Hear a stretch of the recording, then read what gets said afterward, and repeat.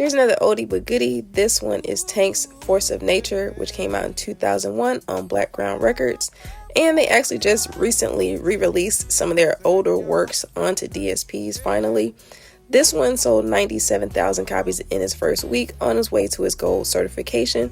And is probably best known for Tank's debut single, Maybe I Deserve.